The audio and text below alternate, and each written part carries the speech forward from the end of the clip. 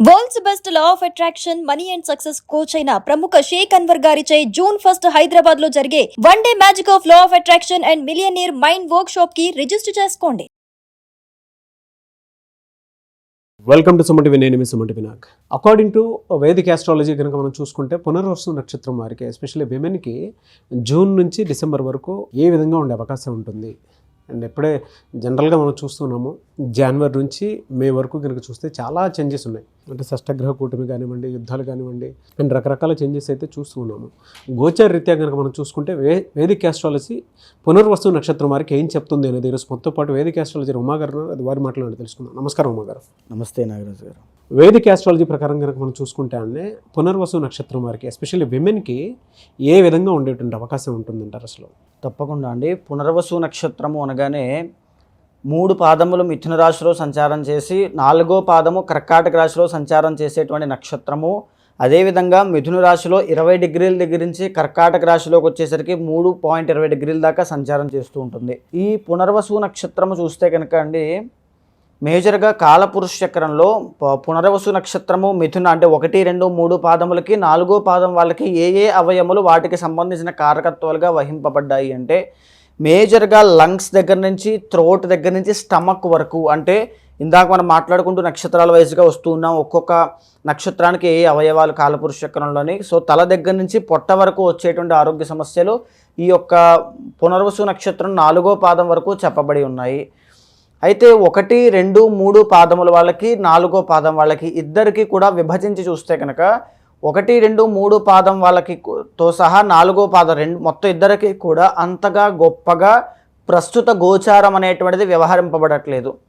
ఎందుకు అని అంటే 1, 2, 3 పాదం వాళ్ళకి శని యొక్క దోషం ఉండడము, తరువాత 9th హౌస్లోకి రాహు రావడము, లగ్నములో అంటే మిథునంలో గురుగ్రహ సంచారం ఉండడము, కర్కాటకం వాళ్ళకి 12వ స్థానంలోకి గురుడు రావడము, 8వ స్థానంలో రాహు రావడము, 9లో శని భగవానుడు ఉండడము. సో ఇద్దరికీ కూడా హెల్త్ ఇష్యూస్ విషయంలో చాలా జాగ్రత్తగా ఉండాలి అని చెప్పచ్చు. అయితే పునర్వసు నక్షత్రానికి ఎలాంటి ఆరోగ్య సమస్యలు చెప్పబడ్డాయి? So major first of all మనం చూస్తే లంగ్స్కి సంబంధించినటువంటివి రెస్పిరేటరీ ప్రాబ్లమ్స్ కానీ, ఊపిరికి సంబంధించి ఉబ్బసము, ఆయాసము ఇవన్నీ కూడా వీటికి సంబంధించిన ఇబ్బందులు చెప్పబడ్డాయి. ఐదర్ మెన్ ఆర్ ఉమెన్ చెస్ట్కి సంబంధించిన ఆరోగ్య సమస్యలు, షోల్డర్కి సంబంధించిన పెయిన్స్ అంటే ఈ ఎముకలకు సంబంధించినవి పట్టడము, విరగడము, యాక్సిడెంట్స్ కావచ్చు, ఏదైనా కావచ్చు, వీటిలో షోల్డర్స్కి సంబంధించిన ఇబ్బందులు చెప్పబడ్డాయి.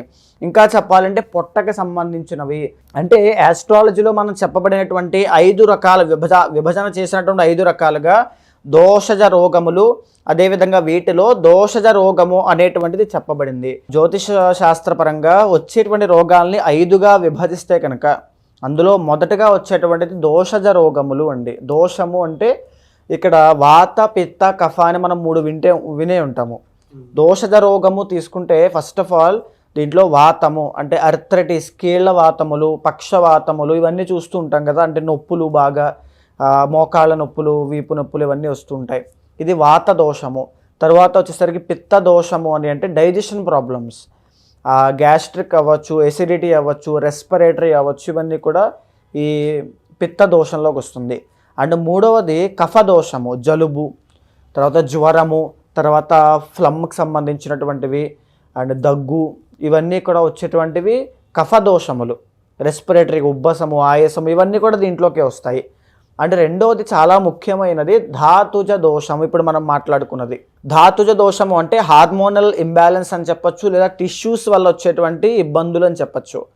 చూస్తే చాలామందికి అండి థైరాయిడ్ అనేటువంటి హార్మోన్ ఇంబ్యాలెన్స్ వల్ల సంతానం అనేటువంటిది చాలా ఇబ్బంది అవుతుంది. చాలా ఇబ్బంది, హెల్త్ ఇష్యూస్ అనేటువంటి దానివల్ల ఫేస్ చేస్తుంటారు. పీసీఓడి, పీసీఓఎస్ ఇవన్నీ కూడా దాని మూలంగా వస్తాయి, ఆ కేటగిరీలోకి వస్తాయి. ఇన్సులిన్ అనే హార్మోన్ వల్ల డయాబెటీస్ కావచ్చు, ఇవన్నీ ప్యాంక్రియాస్కి ఎఫెక్ట్ అవ్వడం ఇవన్నీ జరుగుతూ ఉంటుంది. అండ్ ఇంకా చెప్పాలి అంటే టెస్టోస్టిరాన్ ఇవన్నీ కూడా ధాతుజ రోగముల్లోకి ఈ ఆరోగ్య సమస్యలన్నీ వస్తాయి.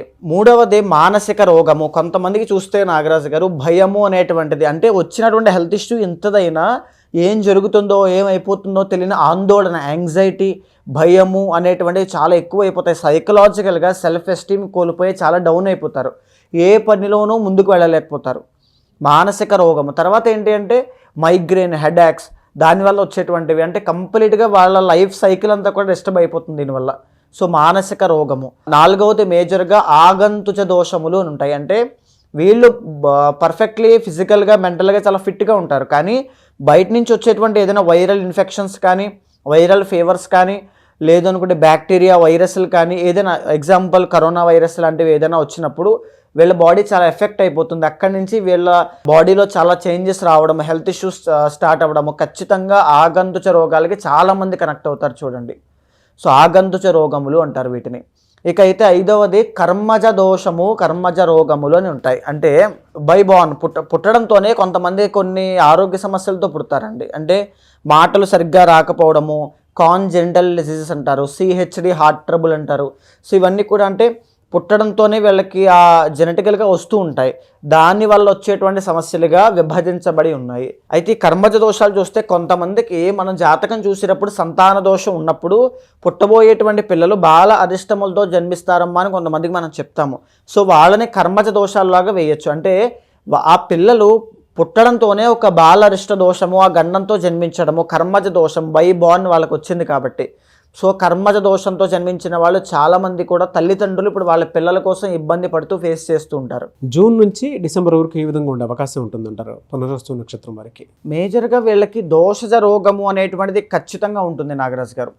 ఎందుకంటే ఫస్ట్ ఆఫ్ ఆల్ వీళ్ళకి ఈ స్టమక్కి సంబంధించిన కావచ్చు, లేకపోతే ఎముకలకి సంబంధించినవి కావచ్చు, వాత పిత్త కఫ దోషములైనటువంటి తప్పకుండా వీళ్ళకి కనబడుతూ ఉంటాయి.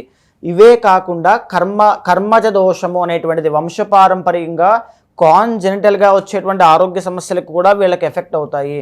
కొన్ని సందర్భాల్లో కొన్ని పరిస్థితుల్లో మనం చూస్తే ఉబ్బసము, ఆయాసం అనేటువంటిది వంశపారంపర్యంగా చాలామందికి వస్తూ ఉంటుంది. సో ఖచ్చితంగా ఇది అలాంటి ఆరోగ్య సమస్యగా వీళ్ళకి వస్తుంది, రెస్పిరేటరీ ప్రాబ్లం అనేటువంటిది. అండ్ ఇంకొక విషయం ఏంటి అంటే నాగరాజు గారు, ప్యాంక్రియాస్ అండి, డయాబెటీస్ విషయంలో చాలా జాగ్రత్తగా ఉండాలి. ఇన్డెప్త్గా మనం మాట్లాడుకోవాలి అనుకుంటే పునర్వసు 1, 2, 3 పాదం వాళ్ళకి బ్లడ్కి సంబంధించిన ఇష్యూస్ ఒకటి, డెంటల్ ప్రాబ్లమ్స్ ఒకటి. బికాస్ వీళ్ళకి 6th లార్డ్ కుజుడు అవ్వడము, 8th లార్డ్ శని అవుతారు. ఇక్కడ ప్యాంక్రియాస్ అని చెప్పడానికి కారణం ఈ 8th లార్డ్ శని అవ్వడం అండి. వీళ్ళకి ఉండడం పూర్ణాయుష్ 84 సంవత్సరాల పైబడి ఆయుష్ ఉన్నప్పటికీ కూడా హెల్త్ ఇష్యూస్ అనేటువంటివి ఎక్కువగా ఇబ్బంది పడుతూ ఉంటాయి. అది మధ్య వయసు నుంచి వచ్చే అవకాశాలు ఎక్కువగా ఉంటాయి. మిడిల్ ఏజ్ దగ్గర నుంచి వీళ్ళకి అటాక్ అవుతాయి. ఎవరికి? 1, 2, 3 పాదం వాళ్ళకి. సయాటికా కావచ్చు, spinal cord disc problems, lower back pains ఉమెన్కి ఎక్కువగా వచ్చే అవకాశం ఉంటుంది. ఇదే విధంగా మిడిల్ ఏజ్ లోపులోనే, ఎర్లీ స్టేజ్లోనే 12th లార్డ్ శుక్రుడు అవడం వల్ల పీసీఓడి లేదా పీసీఓఎస్ సమస్యలు అనేటువంటి ఖచ్చితంగా వచ్చే అవకాశములు వీళ్ళకి కనబడుతున్నాయి. సో ఈ సమస్యల విషయంలో మీరు చాలా జాగ్రత్తగా ఉండండి. ఒకవేళ వీటిలో ఏదైనా కాన్జెనిటల్గా మీ వంశపారంపర్యంగా ఏవైనా ఉంటే ముందు జాగ్రత్త ఖచ్చితంగా తీసుకోండి. ఇక 4వ పాదం వాళ్ళకి తీసుకుంటే కనుక 4వ పాదం వాళ్ళ ఒరిజినల్ 6th లార్డ్ గురుడు అవ్వడం మూలన ఖచ్చితంగా కొలెస్ట్రాల్ అండి, అంటే ఈ కొలెస్ట్రాల్ సంబంధిత సిండ్రోమ్స్ కానీ ఏదైనా వచ్చే అవకాశము. తరువాత హార్ట్కి సంబంధించిన ప్రాబ్లమ్స్ అనేటువంటివి మిడిల్ ఏజ్ దాటిన తర్వాత ఎక్కువగా చూడండి. ఈ మాట బాగా గుర్తుపెట్టుకోండి నాగరాజు గారు. పునర్వసు నక్షత్రం 4వ పాదం వాళ్ళకి మిడిల్ ఏజ్ దాటిన తర్వాత, అంటే వృద్ధాప్యం దగ్గరికి వస్తుంది అనగానే హార్ట్లో స్టన్స్ అనేటువంటివి పడడము, హార్ట్కి సంబంధించిన డెఫిషియన్సీ ఏదైనా రావడం, ఇబ్బందులు రావడం ఖచ్చితంగా జరుగుతుంది. Heart troubles, because 6th lord గురుడు అవ్వడము. ఎక్కువగా వీళ్ళు టెన్షన్ కానీ ఏది తీసుకోకూడదు, చాలా జాగ్రత్తగా ఉండాలి. మానసికంగా చాలా జాగ్రత్తగా ఉండాలి. అదేవిధంగా శని యొక్క ఎఫెక్ట్ వల్ల ఈ డయాబెటీస్ అనేటువంటి విషయంలో కూడా చాలా జాగ్రత్తగా ఉండాలి.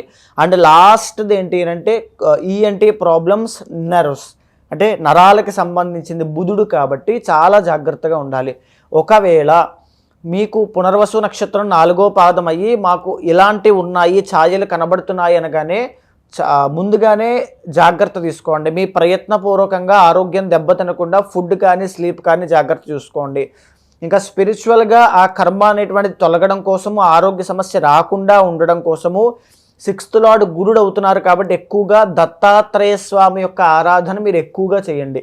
లేదా దక్షిణామూర్తి, గురుగ్రహానికి సంబంధించిన శ్లోకములు చదవడము, మెడిటేషన్ ప్రతిరోజు చేయడం వల్ల ఆరోగ్యం అనేటువంటిది ఖచ్చితంగా మెరుగుపడుతుంది. ఎలా సార్ అంటే కమింగ్ 6 monthsలో వీళ్ళకి ఈ విధంగా ఉంటుందని చెప్పేసి చెప్తున్నారు కదా, కొంతమంది డెఫినెట్గా మీ దగ్గర అప్రోచ్ అయ్యి పర్సనల్ చాట్ ప్రకారం, ఇప్పుడు మీరంతా చెప్పింది గోచర రీత్యా, పర్సనల్ చాట్ ప్రకారం కనుక మనం చూసుకుంటే ఏ విధంగా ఉంది, ఇంకా ఏమన్నా ఎక్స్ట్రీమ్ ఉండేటువంటి అవకాశం ఉందా అని చెప్పేసి తెలుసుకోవాలనుకునేటువంటి వాళ్ళు ఉంటారు.